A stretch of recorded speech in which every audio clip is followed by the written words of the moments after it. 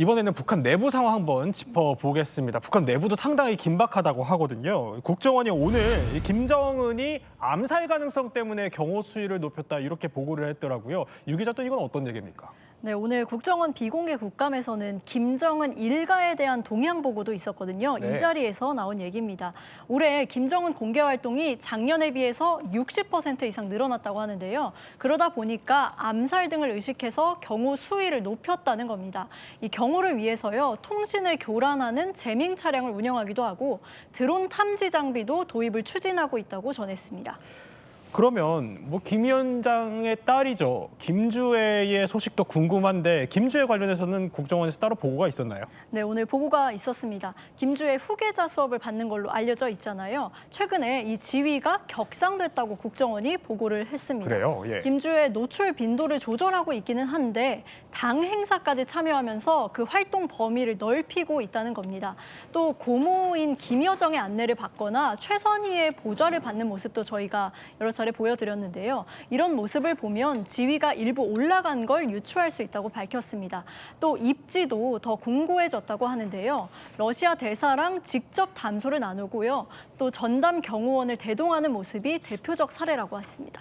아까 최선희를 잠깐 언급해 주셨는데 최선희 하면은 김정은의 최측근으로 분류가 되잖아요. 저도 지난 북미 정상회담 베트남에서 현지에서 직접 취재를 한 경험도 있는 인물인데 이 최선희 외무상을 이번에 러시아를 갔다 이런 보도가 있더라고요. 네, 맞습니다. 조선중앙통신이 보도를 했습니다. 어제 최선희 외무상이요, 러시아를 공식 방문하러 출발했다고 합니다. 네. 공식 방문이라고는 했지만 구체적인 방문 목적이나 일정은 아직 알리지 않았습니다. 그런데 최선희요. 1월에도 그렇고 지난달에도 러시아 갔다 온 거 아닙니까? 네, 맞습니다. 이번에 또 간 겁니다. 이 배경을 두고요, 다양한 추측이 나오고 있는데요.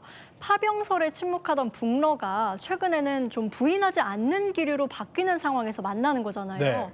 그렇기 때문에 비밀 파병을 추진하다가 공개가 되고 이렇다 보니까 국제 여론까지 악화되면서 공동 대응책을 논의하려는 걸로 보입니다. 그렇군요. 국정원은요, 고위급 채널을 통한 추가 파병, 또 파병 대가로 받을 것들을 협의하려는 걸로 보인다고 분석을 했습니다. 그러면 최선희, 그러니까 김정은의 최측근이 러시아를 갔다는 거는 김정은의 메시지를 들고 갔을 것 같은데 맞나요? 네, 맞습니다. 이 최 외무상 지난 1월에도요, 네. 러시아를 직접 방문해서 푸틴 대통령과 만난 인물입니다. 이날 방북 일정을 조율한 김정은 위원장의 최측근 인사로 볼 수가 있습니다. 때문에 일각에서는 이번에는 김정은 국무위원장의 방러를 논의하려는 거 아니냐, 이런 분석도 나오는데요. 전문가 얘기 들어보시죠.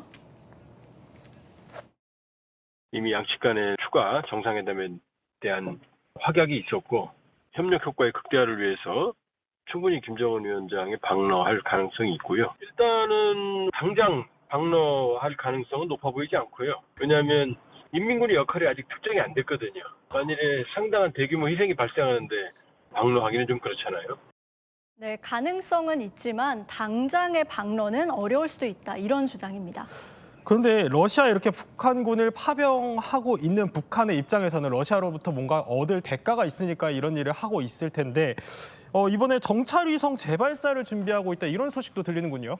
네, 국정원이 밝힌 바에 따르면요, 북한이 러시아와의 협력을 통해서요, 군사 정찰위성 재발사를 준비한다고 전했습니다. 북한 지난 5월에 정찰위성 발사에 한 차례 실패했는데요.